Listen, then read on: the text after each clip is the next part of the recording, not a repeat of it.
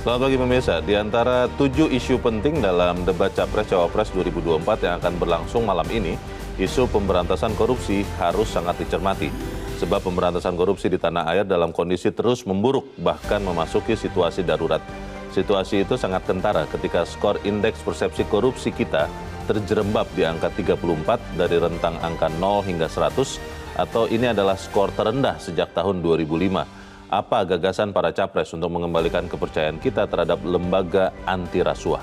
Pemirsa, inilah editorial Media Indonesia di hari ini Selasa 12 Desember 2023 dengan tema Menanti Solusi Anti Korupsi bersama saya Leonard Samosir. Dan Anda semua para pemirsa juga bisa ikut menyatakan pendapat Anda nanti dengan menelepon nomor telepon 021 583 99 100. Dan pemirsa, pagi ini telah hadir bersama saya Ketua Dewan Redaksi Media Group, Elman Saragih. Bang Elman, selamat pagi. Pagi, Bu Leo. Sehat-sehat, Bang? Sehat. Kelihatannya tenang-tenang duduknya. Tidak korupsi? Tidak korupsi atau ada yang disembunyikan korupsinya, Bang? Kita sedang menyoroti orang yang menyembunyikan korupsinya. Oh, oke. Karena nanti malam kita kan akan tahu bagaimana sikap calon-calon pemimpin bangsa terhadap korupsi ya, Bang Elman ya. Tapi sebelum kita bahas itu, pemirsa, editorial pagi ini kita akan lihat dulu ada beberapa berita yang diperhatikan Media Indonesia. Yang pertama, ini adalah headline Media Indonesia untuk hari ini. Ini senapas juga sih dengan editorial, walaupun kita melihat soal debatnya ya, Bang Elman ya. Debat jadi palagan merebut pemilih galau. Palagan ini kan artinya medan tempur ya, Bang ya. Maksudnya bertempur itu apanya nih, Bang? Untuk memperebutkan suara orang yang belum memilih atau seperti apa, Bang Elman? Ya, sebenarnya kan kita sih berharap debat Capres-Cawapres yang akan dimulai nanti malam itu kan jadi ajang adu gagasan. Gagasan ya? Gagasan ya. Jadi kita akan melihat pertempuran gagasan para Capres-Cawapres kan gitu kan. Dan publik ingin tahu apa isi kepala dari masing-masing Capres-Cawapres ini. Jadi dan ini kalau menurut perkiraan saya akan bisa mengubah sikap pemilih yang saat ini masih gamang yang 28,sekian persen itu kan. Hampir 30%. Itu masih bisa ya, Bang? Masih bisa. Karena ada orang mengatakan, ini debat ini hanya formalitas kok. Karena diduga ada pasangan yang sudah punya suara yang sangat besar, yang mungkin hanya tinggal ditambah sedikit lagi, pasti menang. Katanya begitu, Bang? Bisa. Ini kan survei kan sesaat. Ini survei ini kan dilakukan 2 minggu lalu kan. Diumumkan hari ini katakan. Tapi ini kan pencoblosannya kan tanggal 14 Februari. Masih ada waktu? Masih ada waktu. Kita nggak tahu. Apalagi ada pemilih yang masih ragu. 28,7% ini. Itu yang belum memilih? Ini belum memilih. Yang sudah memutuskan itu pasti akan memilih atau? Belum tentu. Oh, bisa berubah juga. Kalau terjadi blunder. Tiba-tiba Leo salah ngucap. Slip of tongue katanya. Slip of tongue kan. Maksudnya bukan itu. Bukan. Yang terkait dengan ini ya, bahan kimia itu kan. Jadi tiba-tiba Leo juga bilang asam apa, kita nggak tahu kan. Terus Leo bilang jumlah anak-anak 1 miliar. Wah, itu maksudnya anak Indonesia dan tetangga-tetangganya. Mungkin. Dan tetangga-tetangga ini kan nggak tahu kan. Karena Leo kan sering juga begitu. Iya sih. Saya nggak bisa bayangkan Leo bilang jumlah anak Indonesia itu 1 miliar. Padahal jumlah penduduk kita semuanya 280 juta kan gitu. Saat ini. Yang disampaikan itu proyeksi, Bang, 20 tahun lagi mungkin maksudnya. tahun 2045 kali. 100 tahun Indonesia merdeka. Mungkin. Bisa Jadi memang sangat visioner juga ini Leo ini. Jadi akhirnya debat ini bisa juga menentukan ya, Bang ya. Betul. Baik, kita tunggu berarti nanti sama-sama. Semoga substansial, jangan kemudian akhirnya malah jadi debat kusir ya, Bang ya. Jangan. Kita harapkannya debat ini akan memperlihatkan isi kepala masing-masing. Baik. Kita tunggu nanti sama-sama debat Capres nanti malam. Kita ke berita selanjutnya, pemirsa, masih dari halaman 1. Ini terkait dengan Festival Setara dan Berdaya yang dilakukan oleh Media Indonesia sampai hari ini, mendorong pemilu inklusif bagi penyandang disabilitas. Maksudnya pemilu inklusif ini seperti apa, Bang, untuk penyandang disabilitas atau zaman dulu dibilangnya cacat ya? Bagaimana, Bang? Jadi kan disabilitas ini kan harus juga dilayani sesempurna mungkin kan. dia juga harus kita persiapkan bisa memilih seperti kita juga memilih di bilik suara kan. Karena hak konstitusionalnya sama. Yeah. Kita jangan berbicara jumlah penyandang disabilitas yang katanya 1 juta lebih ya. Sekitar 1 juta lebih. Tapi satu orang disabilitas juga harus dihormati. Jadi KPU kita minta memberikan suasana yang betul-betul sempurna, betul-betul prima buat para disabilitas ini untuk menggunakan hak pilihnya. Jangan sampai satu orang pun disabilitas ini tidak ikut memberikan hak pilihnya. Gitu. Oke. Dan itu memang berarti harus ada upaya-upaya tambahan, Bang. Karena kan misalnya penyandang disabilitas menggunakan kursi roda, Bang. Itu kan harus dibantu supaya akses ke TPS-nya, ke bilik suaranya itu bisa dicapai juga, begitu kan, Bang? Apapun bisa. Tergantung niatnya. Tapi kalau itu kita katakan, kita harus menghargai, menghormati hak-hak disabilitas seperti kita juga menghargai, menghormati hak-hak masyarakat yang biasa.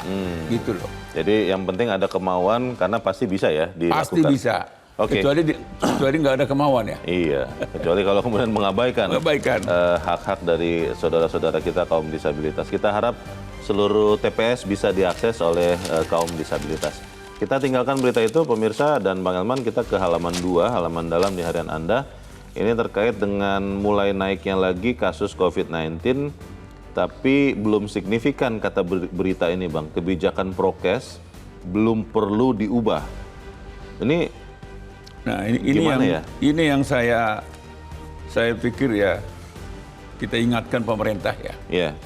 Jangan menunggu sampai sudah marak nanti. Sampai meledak lagi. Seperti dulu kan. Jadi menurut saya jauh lebih bagus kalau sekarang diingatkan. Kalau tidak terpaksa, jangan keluar rumah gitu ya. Jangan dulu. Artinya kalau nggak terpaksa, kalau hanya untuk sekedar jalan-jalan ngapain gitu. Kurangilah.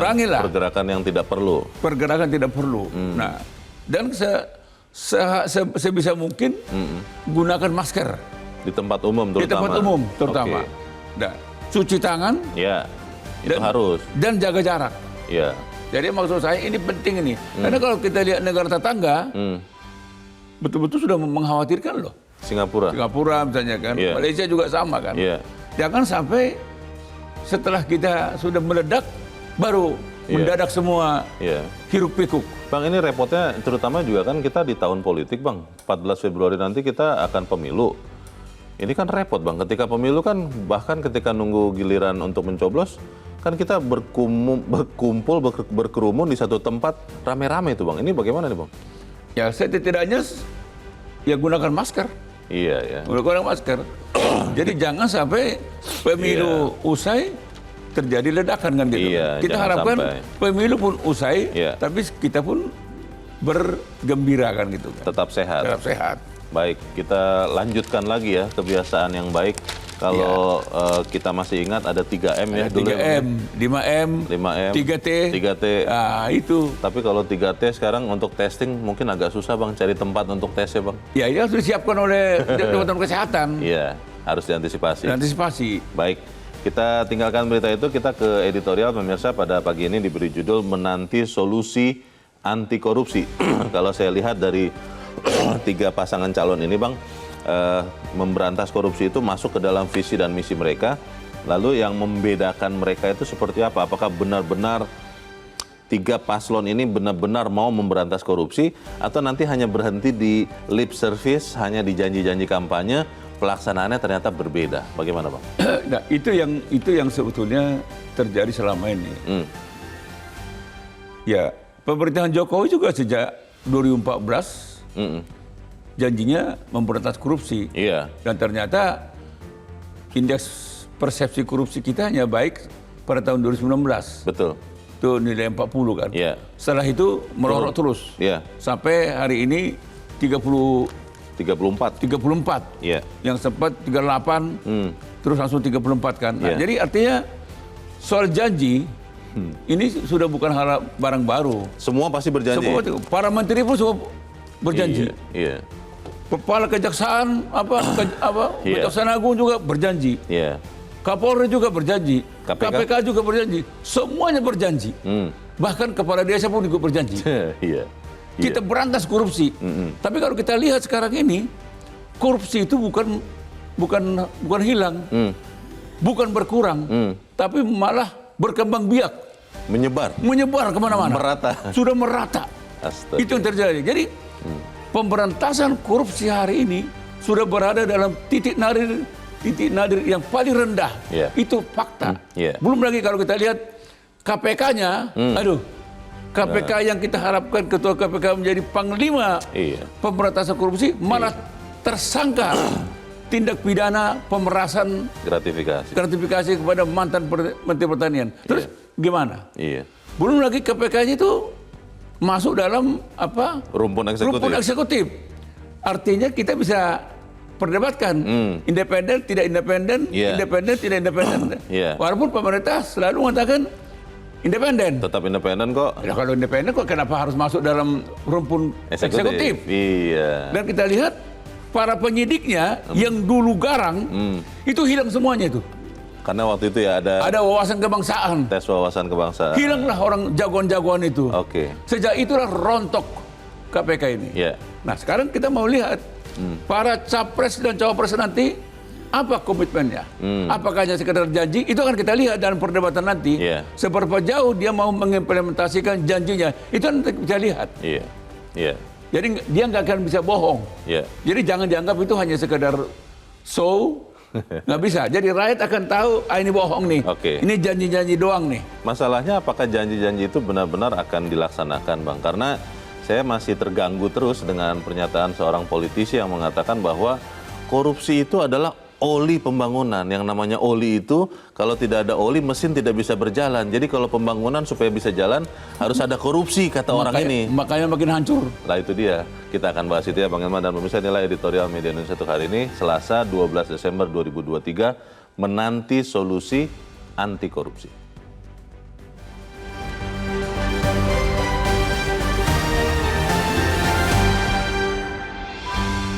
Menanti solusi anti korupsi.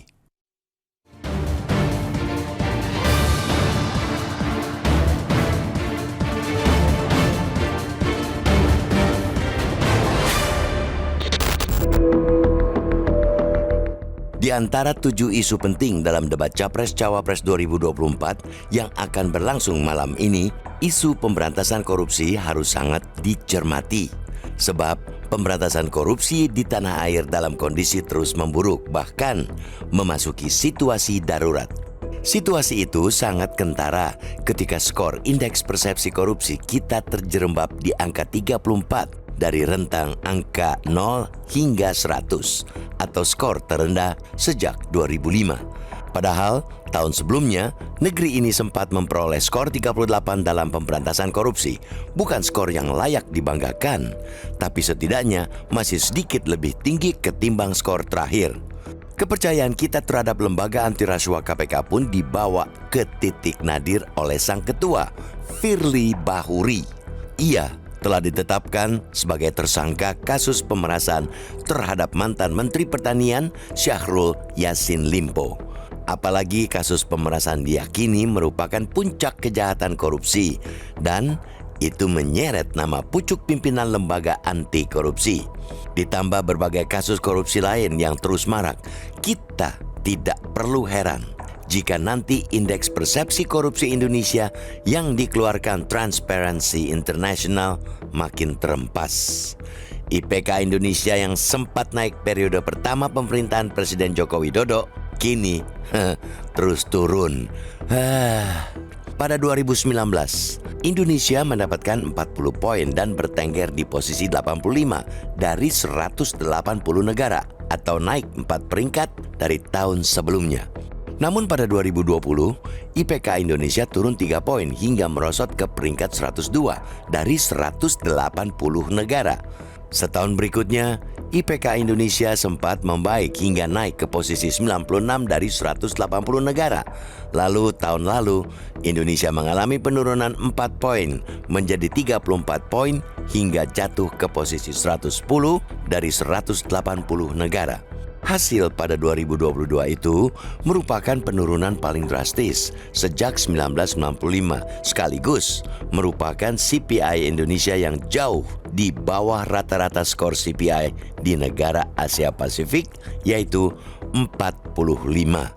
Bahkan di antara negara-negara Asia Tenggara, skor Indonesia tidak hanya di bawah Singapura dan Malaysia, melainkan juga kalah dari Timur Leste, Vietnam, dan Thailand. Menilik yang terjadi dalam periode itu, jelas kasus korupsi meningkat secara skala maupun jumlah. Namun, merosotnya IPK jelas juga karena penindakan yang buruk, dan ini sulit dibantah karena kendornya kinerja KPK. Tidak dapat dimungkiri, itu ialah buah dari kanibalisasi kewenangan KPK yang membonceng revisi Undang-Undang KPK. Melalui undang-undang yang datang secara mengendap-endap, lalu tiba-tiba disahkan itu, KPK dipereteli kewenangannya, dimasukkan dalam rumpun eksekutif, bukan lagi lembaga independen. KPK dibuat kehilangan gigi. Para penyidik yang garang terhadap koruptor disingkirkan melalui tes wawasan kebangsaan dengan pertanyaan aneh-aneh yang tidak masuk akal. Para pendekar perang melawan korupsi itu pun ditekuk dan dibuat roboh oleh tes wawasan kebangsaan yang oleh aktivis anti korupsi justru disebut jauh dari wawasan kebangsaan itu. Karena semua keterpurukan itulah, bagaimana komitmen Capres-Cawapres untuk menyelamatkan KPK dan mengembalikan perang melawan korupsi pada relnya akan menjadi hal penting, sangat penting. Dalam debat Capres yang salah satu temanya tentang anti korupsi inilah momentum untuk menilai komitmen dan gagasan kandidat diuji. Sekadar berjanji untuk memperbaiki pemberantasan korupsi, tanpa rencana jelas penguatan KPK secara lembaga termasuk pegawainya harus diwaspadai sebagai janji manis.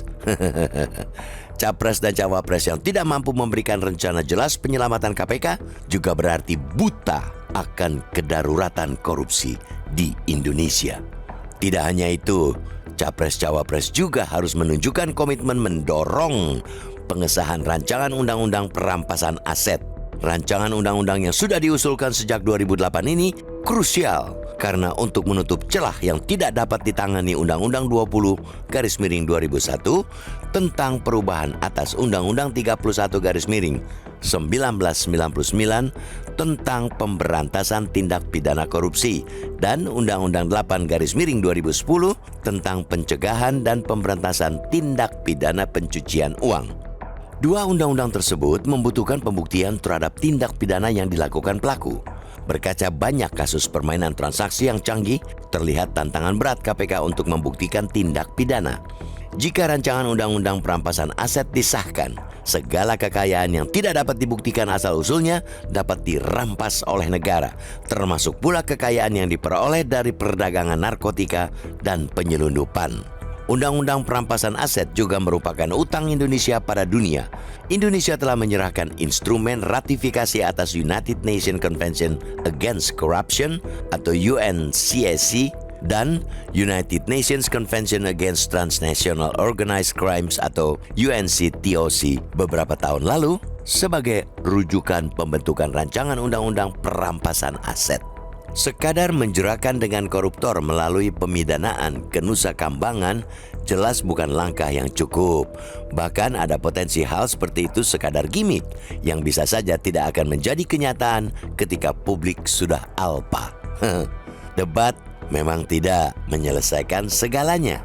Tapi dari debat ini, publik bisa menimbang isi kepala para kandidat dan komitmen serius mereka dalam perang melawan darurat korupsi.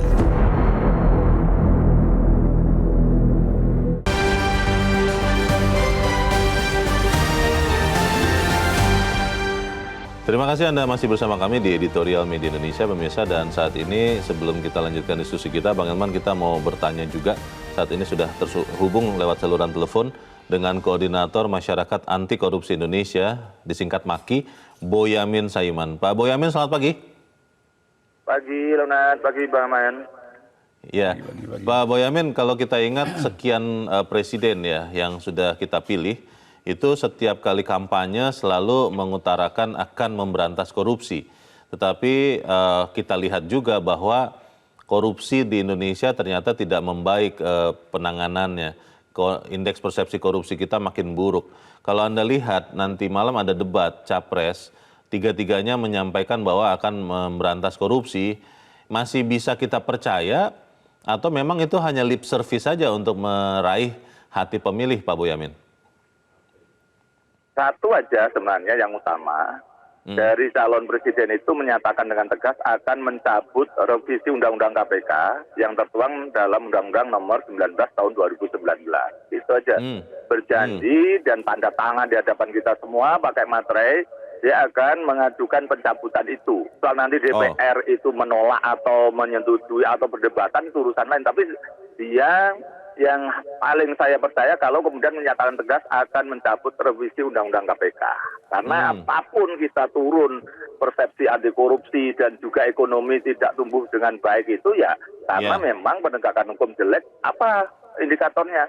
KPK yang sudah baik dipreteli. Orang melihatnya ini orang luar negeri, dalam negeri pun sama bahwa Indonesia mau menuju sesuatu yang buruk gitu loh. Jadi saya kemarin ini Leonard, hari anti korupsi dunia itu saya tidak mau melakukan apapun kecuali saya datang ke Hong Kong dan Filipina.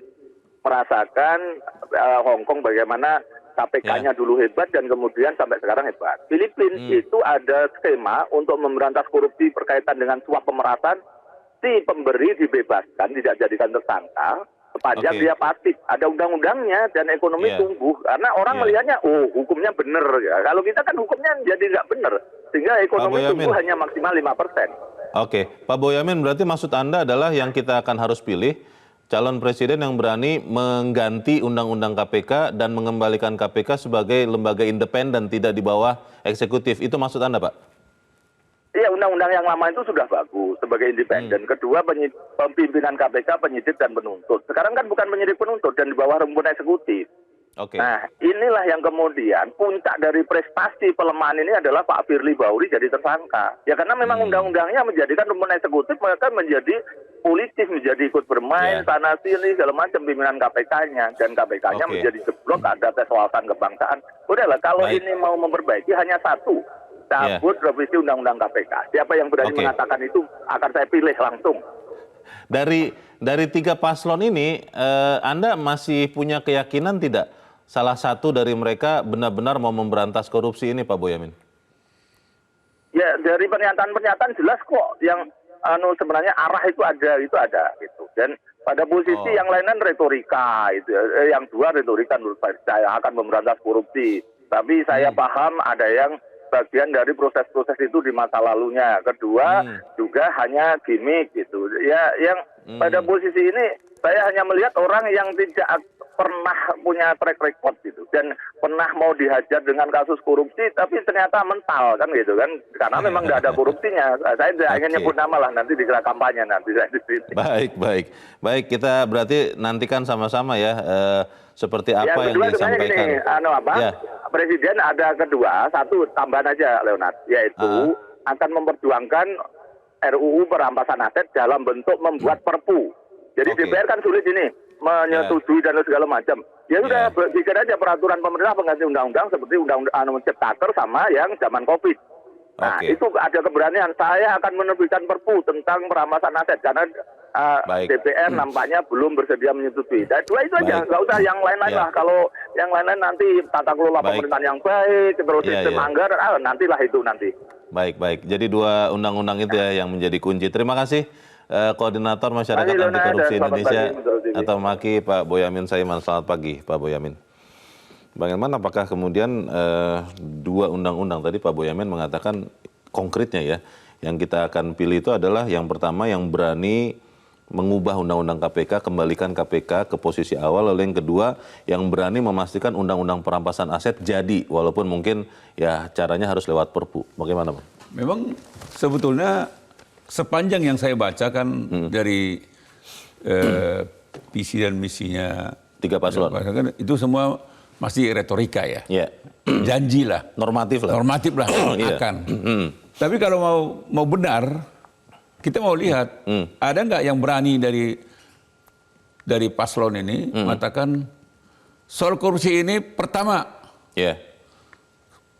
saya akan keluarkan perpu tentang mengembalikan undang-undang KPK seperti yang dulu, independen dan independen gitu. Dari komisioner sampai pegawainya semua independen. Oke. Nah, itu dia perpukan. Ya. Kedua, karena juga sejarah dari rancangan undang-undang perampasan aset ini dari dulu, dari 2008, terus janji ke janji kan, dan sampai hari ini tidak terwujud, maka kita mau lihat ada nggak paslon ini mengatakan saya juga akan perpukan rancangan undang-undang perampasan aset. Akan dijadikan undang-undang walaupun harus lewat perpu. Walaupun perpu. Jadi artinya kalau itu yang disampaikan, berarti sudah ada kepastian. Ya. Karena dia tidak harus menunggu lagi DPR. Ya, karena diduga DPR mungkin ya nggak tahu. Pokoknya kita nggak tahu. Buktinya DPR kan timbul tenggelam juga. Banyak undang-undang yang lain. Banyak undang-undangnya ini belum masuk dalam prolegnas lah. Masih ada skala prioritas. Nah, kalau mau rakyat mendapat kepastian, harus ada pernyataan saya perpukan bila perlu. Nah, berarti kan ada jaminan. Jadi tidak akan lagi, tidak janji-janji manis lagi, tidak retorika lagi.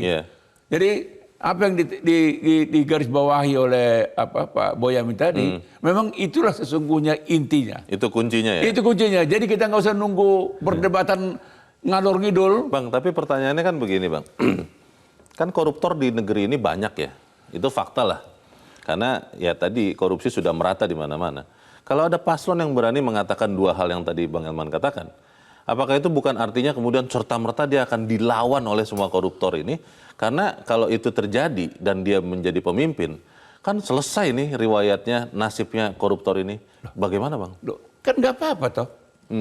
Karena orang mau jadi calon presiden, kan bukan untuk cari kekuasaan kan. Dia mau berbakti untuk bangsa dan negara. Tapi dia harus jelas jenis kelaminnya apa gitu kan. Jadi jangan sampai dia hanya sekedar untuk terpilih. Ya kalau hanya terpilih ya udah. Ya kau menari-nari aja kau. Karena orang suka menari, ya Leo menari aja. Tapi kan bukan itu. Substansinya adalah apa prinsipnya. Saya mau menggelorakan, menghajar para koruptor. Caranya apa? Saya akan kembalikan undang-undang KPK yang lama. Dan kalau perlu, saya perpukan. Nah, kedua, saya akan wujudkan undang-undang perampasan aset. Kalau perlu, saya perpukan. Nah, kalau tadi Leo bilang, gara-gara dia nggak terpilih, ya nggak apa-apa juga. Orang Jawa bilang, nggak apa TN. Tapi saya mau mengabdi. Nggak mati ya? Nggak mati. Tapi ini, kalau memang, buat apa jadi presiden dan wakil presiden pemberantasan korupsi hanya janji-janji? Buat apa? Emang hanya mau kuasa aja? Nah, maksud saya gini Bang, kan diduga adalah koruptor ini uangnya banyak. Dan berteman dengan bohir yang punya uang banyak. Dan konon katanya bohir-bohir ini ikut menentukan siapa yang akan memimpin republik ini.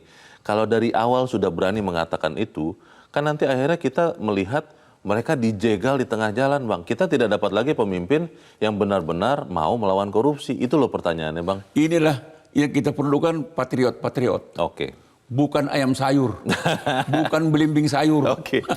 Kita harus jeda dahulu Bang Elman dan pemirsa tetaplah bersama kami. Editorial Media Indonesia segera kembali.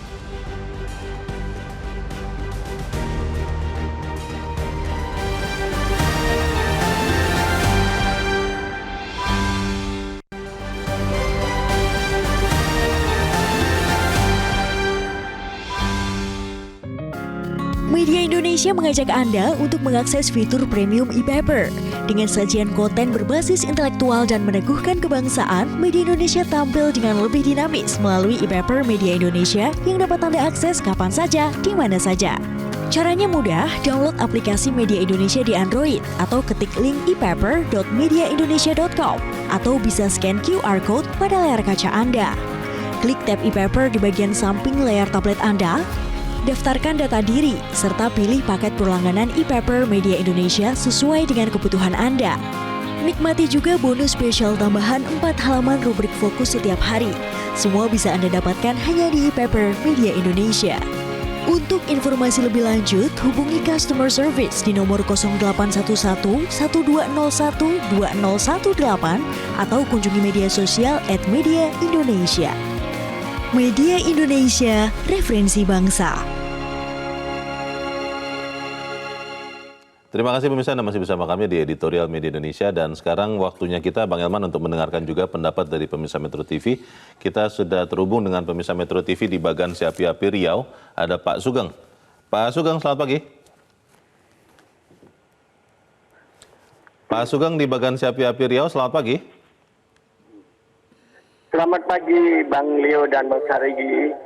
Ya, selamat pagi Pak Sugeng. Silakan Pak, pendapat Anda Pak. Kita sering membicarakan masalah korupsi.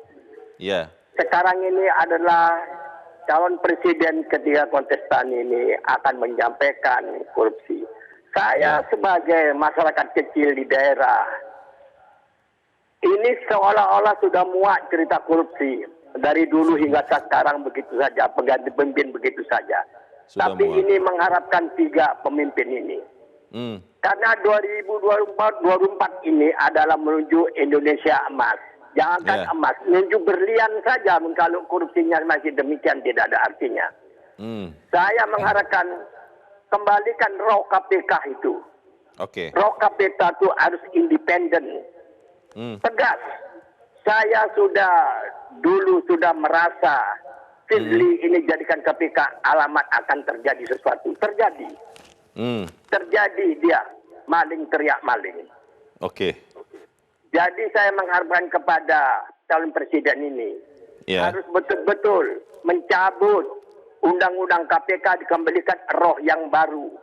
Oke. Rohnya ini dikembalikan kalau memang KPK masih dipakai. Kalau memang KPK harus dipakai. Dan kalau KPK ini nanti dipilih kepada orang-orang yang betul-betul kompatibel, betul-betul orang yang ingin memperjuangkan bangsa ini. Baik. Bukan sekedar duduk jadi lembaga yang tertinggi KPK. Malahan dia menggerontopi. Malahan dia menjadi biangnya di situ. Semuanya para pegawai KPK itu diseleksi dengan betul-betul. Jangan mengecewakan rakyat Indonesia. Baik. Dan ini saya serukan bahwa yang korupsi nantinya ini dimiskinkan. Dimiskinkan dan dipenjarakan di Nusa Kambangan. Baik. Menanam padi di sana. Iya. Terima kasih Pak Sugeng. Dimiskinkan. Baik. Terima kasih Pak Sugeng di Bagan Si Api-Api Riau untuk pendapat Anda. Selamat pagi Pak. Di belakang Pak Sugeng ada Pak Din Wahyudin di Bandung, Jawa Barat. Pak Din, selamat pagi. Selamat pagi. Selamat pagi Pak Din. Silakan Pak, pendapat Anda Pak. Begini, sebetulnya ini sejarah berulang ya. Saya kan dulu, atas laporan saya, TGPTPK, Tim Gabungan Pemberantasan Tindak Pidana Korupsi, ya, waktu itu pimpinannya Pak Adi Androyo. Pak Herman tahulah. Nah, jadi karena laporan saya, tim ini dibubarkan karena di judicial review oleh Hakim Agung sebagai pengacaranya yang bersangkutan. Nah, dan saya juga ikut mewarnai dengan dengan diterbitkannya tim gabungan yang baru, yaitu KPK ya. Saya ikut di situ, saya punya data-datanya. Oleh sebab itu, sekarang saya hanya ingin lebih kepada apa yang disampaikan oleh Mas Boyamin tadi, ya. Karena kita sudah jelas sih, siapa di 3 kontestan tadi yang nampaknya yang jelas gitu, yang anti korupsi kan gitu. Nah itu saja pilihnya ya. Oke. Baik. Terima kasih. Baik. Terima kasih Pak Din Wahyudin di Bandung, Jawa Barat untuk pendapat Anda. Selamat pagi Pak. Di belakang Pak Din ada Pak Faisal di Malang, Jawa Timur. Pak Faisal, selamat pagi. Selamat pagi Bung Leo, selamat pagi Bang Elman. Selamat pagi Pak Faisal. Silakan Pak, pendapat Anda Pak. Kondisi darurat korupsi akhir-akhir ini Bung Leo, skor IPK-nya kan terendah ya. Itu kan berawal dari pelemahan KPK baik sebagai institusi maupun personalia. Kan dirumahkan penyidik-penyidik yang berintegritas itu, Bung Leo. Ya. Dalam debat Capres-Cawapres nanti, masyarakat ini sedang menunggu solusi konkret, Bung Leo. Bukan sekedar retorik. Retorika yang utopi. Dari paslon yang bisa mengembalikan peran KPK sebagai lembaga yang benar-benar independen. Tanpa ada cawe-cawe presiden terutama ini. Yang kedua, loloskan undang-undang perampasan aset, Bung Leo. Karena itu kan upaya memiskinkan koruptor. Sudah lama rakyat ini miskin gara-gara korupsi. Saatnya kita baliklah sekarang ini. Yang terakhir, Bung Leo, saya ada koreksi, Bung Leo, tentang debat itu. Yang pertama, koreksi di debat kedua nanti, itu kan topiknya tentang perekonomian, Bung Leo. Di sana ada keuangan, APBN, dan lain-lain.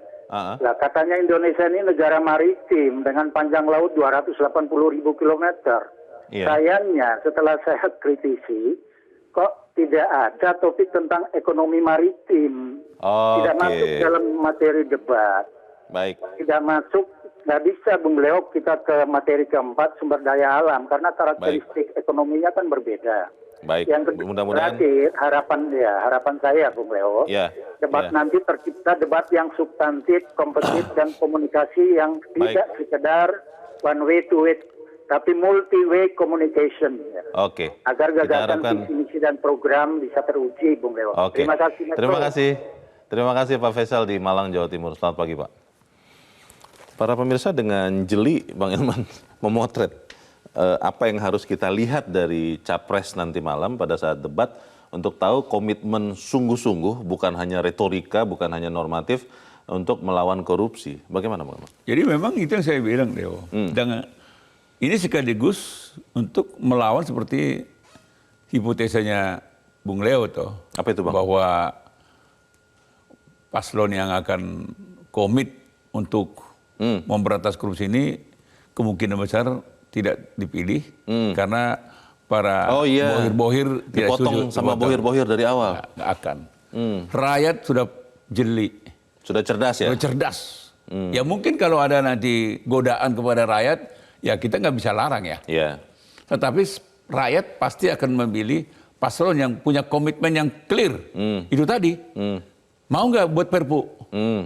Kedua undang-undang ini. Kenapa ini penting? Seperti undang-undang perampasan aset.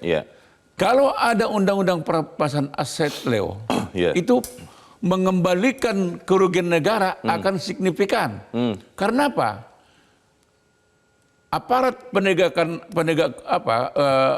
hukum itu tidak perlu susah payah untuk membuktikan korupsinya dan tidak perlu menunggu proses dari BPK. Tidak perlu nunggu. Dia jaksa atau hakim tinggal penegak hukum, penyidik tinggal mengapakan? Menyita. Bilang, kau buktikan asal usul harta kau ini. Begitu tidak bisa? Begitu tidak bisa, sita. Bahkan pada saat proses masih berlangsung ya, proses persidangan. Pokoknya tindak pidana aslinya masih berlangsung. Tetapi ini sudah bisa serta-merta di awal. Leo, ini harta kau segini yang kita temukan. Karena ini juga sekaligus mengoreksi laporan harta kekayaan penyelenggara negara. Itu kan banyak. Yang konon katanya asal jadi aja, tidak pernah sungguh-sungguh benar. Nanti penegak hukum akan melihat ini, buktikan asal usulnya. Sepanjang kau tidak bisa membuktikan, maka semua itu akan disita. Dan itu yang ditakuti koruptor. Itu yang ditakuti korupsi, para koruptor ini. Itulah pentingnya undang-undang perampasan aset. Semua ini kan. Nah, itulah mungkin penyebabnya mengapa perjalanan rancangan undang-undang ini dari 2008 sampai sekarang tidak ada progresnya. Nyasar kemana-mana. Nyangkut. Ya, beberapa waktu yang lalu juga Presiden Jokowi juga sudah menyampaikan surat rancangan undang-undangnya kan. Betul. Tapi kita kan nggak tahu itu. Apakah hanya sekedar juga disampaikan. Tapi sebetulnya kalau memang Presiden Jokowi memang serius, ya kalau lelet, ya perpukan dong. Tapi kelihatannya kan Presiden Jokowi kan tidak memilih itu. Masih agak sibuk dengan hal-hal lain, itu, Bang. Makanya kan, ya mungkin dia karena sibuk cawe-cawe yang lain kita nggak tahu ya. Cawe-cawe pembangunan supaya selesai, Bang, katanya. Kan gitu, kan. Nah, disinilah yang kita mau tidak ada tawar-menawar lagi kepada paslon ini. Kita mau lihat kesungguhan mereka. Sepanjang dia tidak menyatakan siap untuk Perpu, saya sih tidak berharap banyak. Itu hanya slogan. Itu hanya retorika, lip service, gimmick. Orang Jakarta bilang omong doang semua itu. Jadi nanti itu kita lihat ya hanya enak didengar, tapi saya nggak yakin. Karena janji-janji itu tidak jauh beda dengan ini copy paste aja kok. Janji-janji dari dahulu kala. Template saja ya. Template aja. Tinggal ditiru. Diubah sedikit supaya... Saya mau tanya Leo, pejabat mana yang tidak pernah bersumpah, berjanji untuk memberantas korupsi? Semuanya bersumpah. Tapi mereka lah yang melanggar. Iya. Ya kan? Iya. Coba, Ketua KPK. Waduh, baru kita kali berantas ini semua. Tersangka dia. Tersangka kawan itu. Itu. Jadi. Pertanyaannya Bang, apakah kemudian nanti malam kita akan benar-benar bisa melihat salah satu capres berani menyampaikan hal-hal yang kita harapkan ini? Apakah karena itu kan risikonya besar juga, Bang. Yang tadi saya bilang itu loh, Bang, bohir-bohir itu kan siap-siap menunggu nih. Wah, kalau sampai itu terjadi bahaya, kita harus potong dari sekarang. Kita harus jeda dulu. Bang Herman dan Pemirsa tetap bersama kami, Editorial Media Indonesia segera kembali.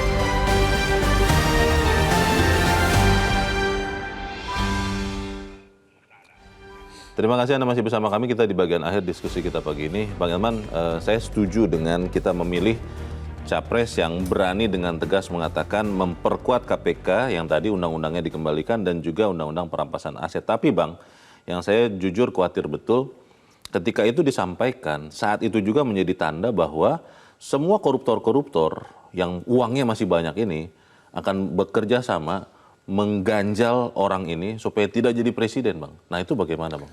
Ya, pertanyaannya memang itu yang saya katakan, kita tujuan kita bernegara ini apa? Kan gitu kan. Dan tujuan mereka menjadi presiden dan wakil presiden apa? Kan itu dulu. Kan tujuan utamanya karena bagaimana mensejahterakan rakyat. Membangun bangsa dan negara ini kan gitu kan. Nah, bagaimana kita bisa mensejahterakan rakyat kalau koruptor merajalela. Dan negara ini bisa gagal loh. Betul-betul gagal ya? Gagal. Banyak contoh negara yang gagal gara-gara korupsi. Nah, apakah itu? Kecuali saya nggak tahu apakah paslon ini memang tujuannya hanya ingin berkuasa. Mencapai kangen berkuasa. Karena udah pingin dari dulu berkuasa, nggak jadi-jadi, ini kali harus berkuasa. Kalau memang hanya sekedar berkuasa, ya tamat Republik ini. Tidak akan berani mengatakan lawan korupsi secara sungguh-sungguh, Bang? Ya, kalau pernyataan itu tidak ada, ya jangan harap kita bisa memperbaiki indeks persepsi korupsi ini. Jangan harap kita bisa memberantas korupsi ini. Ya berarti di balik itu semua kita katakan selamat datang, welcome koruptor. Dan bisa makin buruk? Bukan bisa, pasti buruk. Makin buruk. Jadi itu pertanyaannya, apakah ketiga paslon ini tujuannya ikut kontestasi Pilpres 2024 hanya sekedar ingin berkuasa, supaya enak, supaya gagah, supaya bisa ngatur sana kemari, supaya makin kaya, supaya makin kaya, dipuja-puji, kesana kemari pakai providers, dikawal, bisa cawe-cawe, apakah itu? Itulah yang terjadi hari ini, Leo. Jadi kita semua coba Anda bisa bayangin, orang kalau sakit, siap-siap aja. Siap-siap aja menderita. Karena saya kan sering lihat itu, bagaimana orang yang sedang antri di rumah sakit. Aduh. Jangan-jangan nanti semua prosedur yang sekarang sudah mulai benar, harus disertai uang, supaya kemudian kita bisa dapat yang merupakan hak kita, Bang. Ya, kalau memang korupsi ini nggak bisa diberantas, itu akan terjadi, Leo. Apapun yang akan kita dapat harus pakai uang, harus pakai korupsi. Semua pakai uang. Ngeri sekali. Kalau itu tidak ada komit mereka ya. Itu yang saya katakan, publik berharap dalam debat yang akan berlangsung nanti malam, terutama hal menyangkut korupsi, tolonglah berikan kejelasan dan ketegasan. Jangan hanya retorika. Sebenarnya kita akan kita akan pindahkan ke Nusa Kambangan. Emangnya orang takut? Kita akan miskinkan. Bagaimana cara memiskinkannya kalau ada undang-undangnya? Iya. Itu kan retorika. Iya. Kita akan pindahkan, mau pindahkan kemana? Ke ujung dunia. Orang siap. Ke Timbuktu. Siapa tahu dia pernah. Bagaimana orang bisa meyakini dia di Nusa Kambangan? Oke. Jadi oleh karena itu kita pengen nagih para paslon ini. Ada nggak komitmen dia untuk bila agak lelet kita perpukan pengembalian undang-undang KPK supaya roh KPK itu kembali lagi. Kalau memang lelet undang-undang perampasan aset, kita perpukan. Berani nggak kita tagih keberanian nyali dari ketiga paslon ini? Kita tunggu sama-sama supaya kemudian solusi anti korupsi ini nyata. Bang Elman Saragih, terima kasih sudah hadir di tempat ini. Selamat pagi, Bang. Pemirsa, komitmen Capres dan Cawapres untuk menyelamatkan KPK dan mengembalikan perang melawan korupsi pada relnya akan menjadi hal penting. Sekedar berjanji untuk memperbaiki pemberantasan korupsi tanpa rencana jelas penguatan KPK secara lembaga harus diwaspadai sebagai hanya janji manis. Capres dan Cawapres yang tidak mampu memberikan rencana jelas menyelamatkan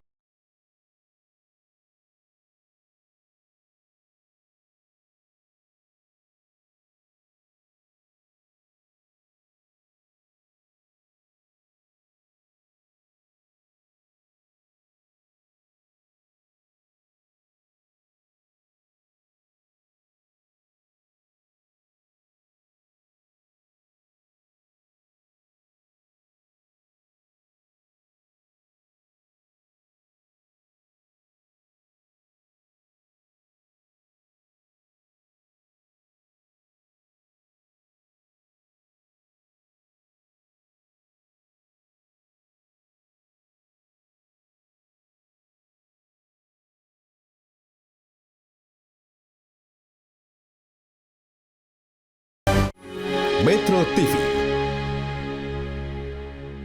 Jelajahi cara baru mendapatkan informasi. Download Metro TV Extend sekarang.